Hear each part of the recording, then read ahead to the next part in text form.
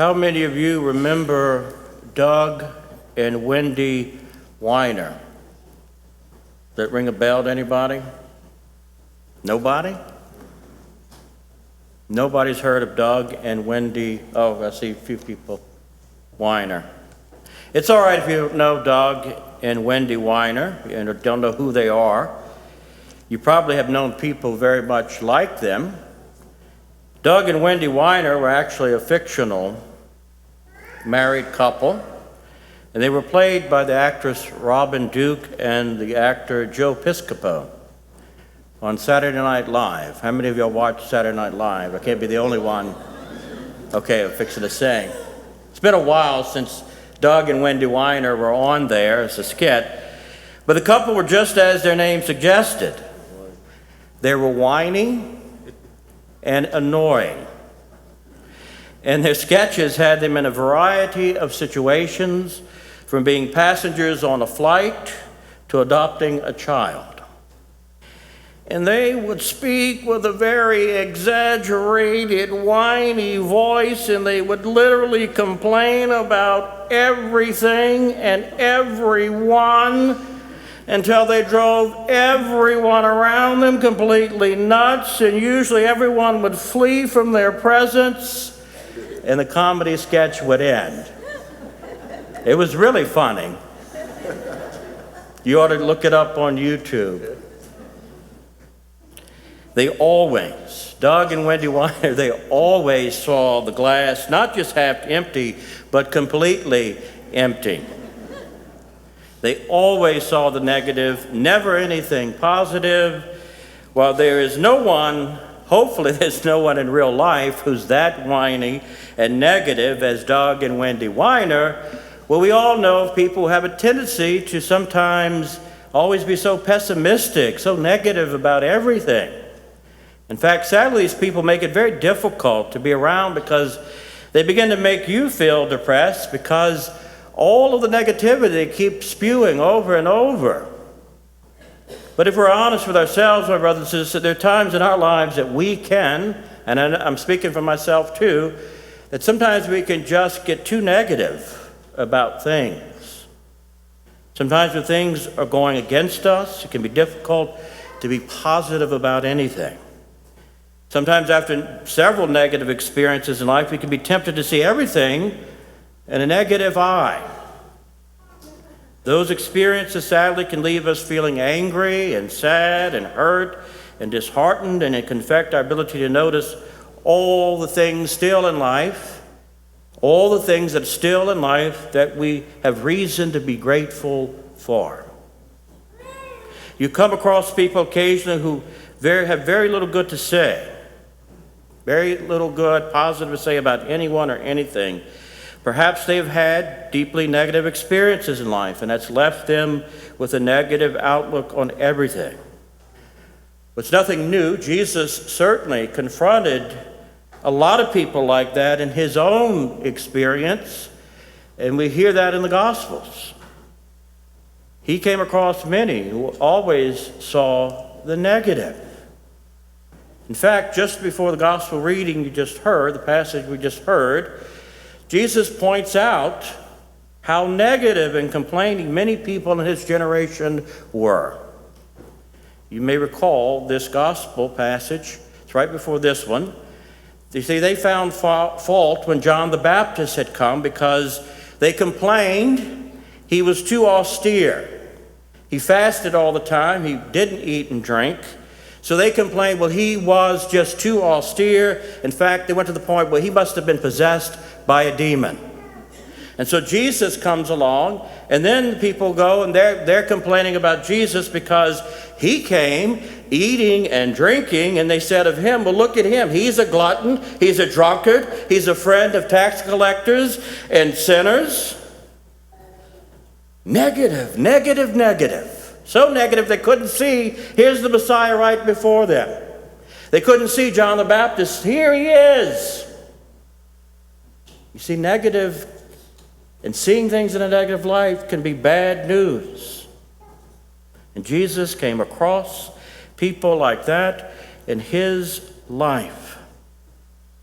And so Jesus Jesus had very good reason to be outdone with so many of these people because they remained so negative, so pessimistic.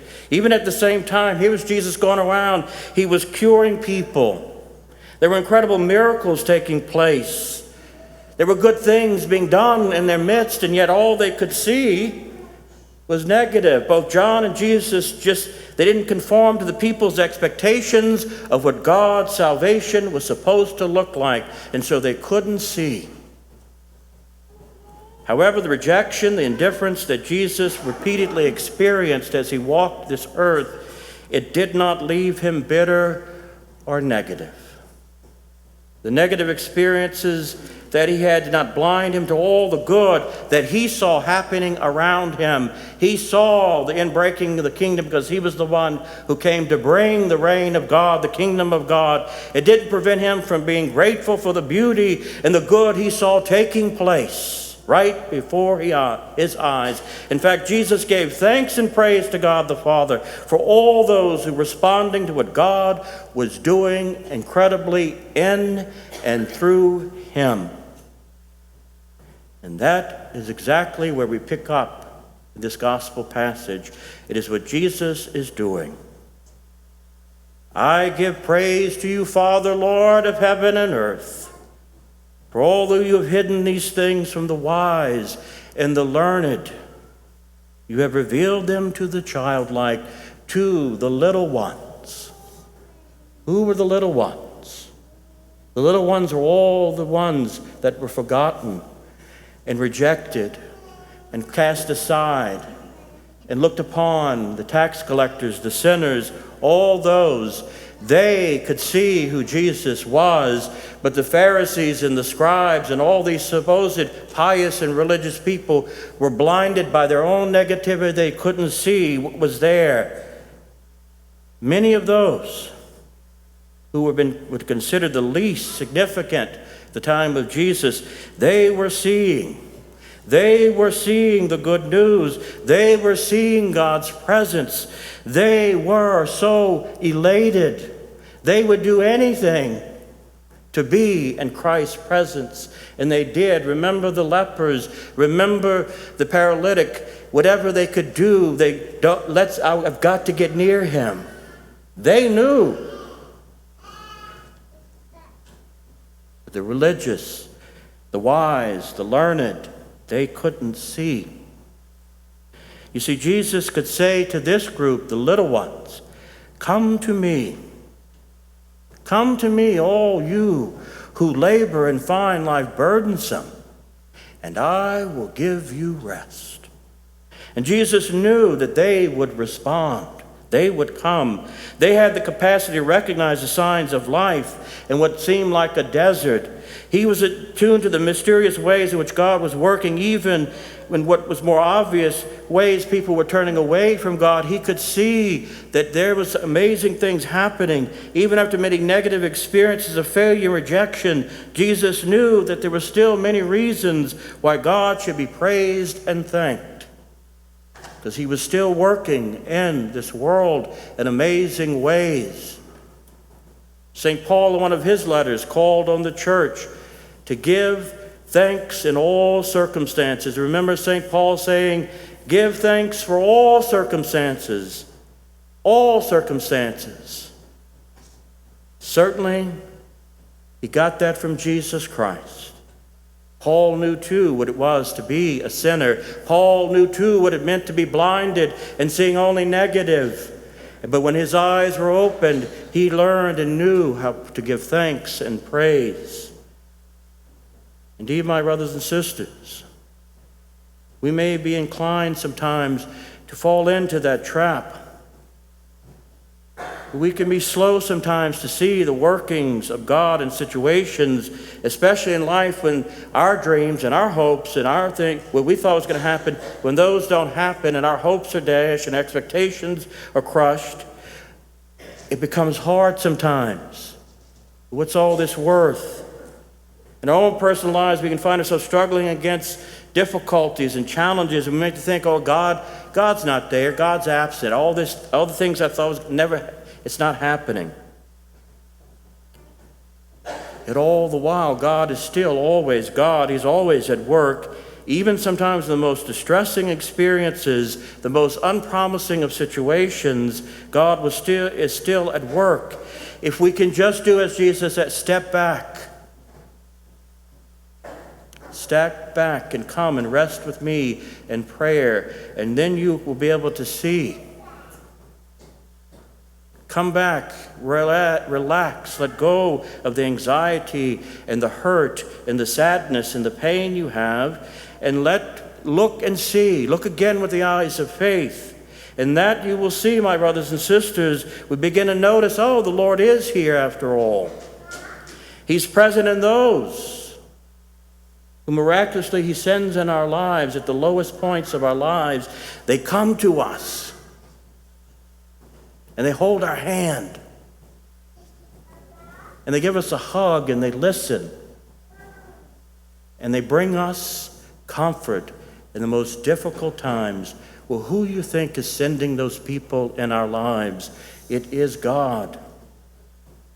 My brothers and sisters, He never abandons us. Such small signs sometimes there are. He's there to remind us, look, yes, I know it's tough, but I'm here with you. And what is true of our personal lives is also true in the life of the church. Some of us, looking at the church today, we might be tempted to become so very negative. Lord knows. I spent a lot of time in church circles with a lot of church people, and I'm talking about priests. And sometimes I'm saying, my goodness, are things that bad? Aren't we preaching good news here? Where's the joy? Some of us look at the church today, we can become very negative. It can appear to be a great deal of failure and loss in the church today. It's nothing new. I can tell you, some people are never satisfied with the way the church or their local parish are. No matter what they do, it's never good enough. And it's interesting, some of these same people, they find much always to criticize in the church and in their local parish. And then they get very skilled in using those complaints and their criticisms to create plenty of excuses why they don't participate more fully. Well, this is why I don't go to church. You see, negativity, my brothers and sisters, when it becomes our only focus, we can fail to notice the new ways that God is working in our world, the new ways that God is working in the church right now, the new ways God is working in the Holy Father, and the priest, and all the faithful that continue to work in the church, and all the lay ministries who continue to work. There is a lot more positive going on, but if all we see is negative, we don't see it. And so the readings today suggest it's easy to miss the many ways the Lord is moving among us. The prophet Zechariah in the first reading announced the king is going to come, and he's going to be riding a humble donkey. And people of the culture did not expect kings to come riding in on a donkey. But didn't Jesus come into Jerusalem riding on a donkey? As a result, they might fail to notice. They failed to notice who Jesus was, and sometimes we fail to notice Jesus is at work in the messiness of this life, messiness in all the things. It's certainly hard to imagine anything less promising than a crucified man.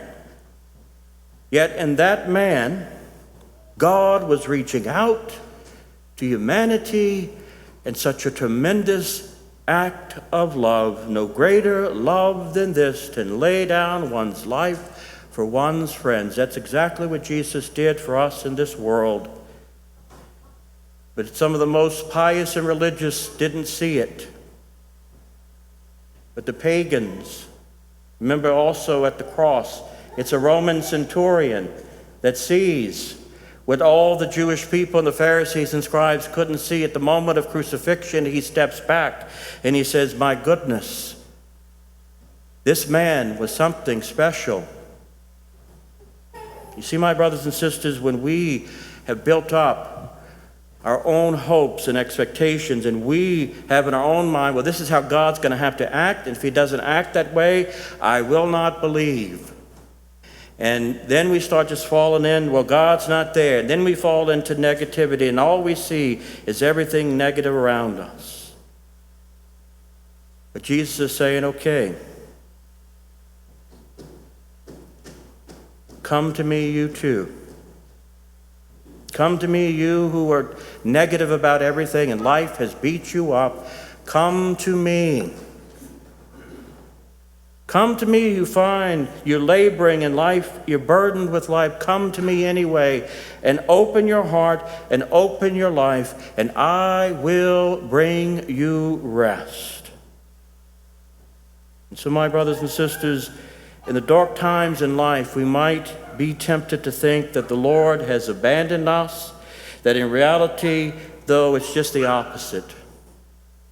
He's trying to come to us in every possible way we can, but sometimes we just can't see through the pain. But he's not going to give up.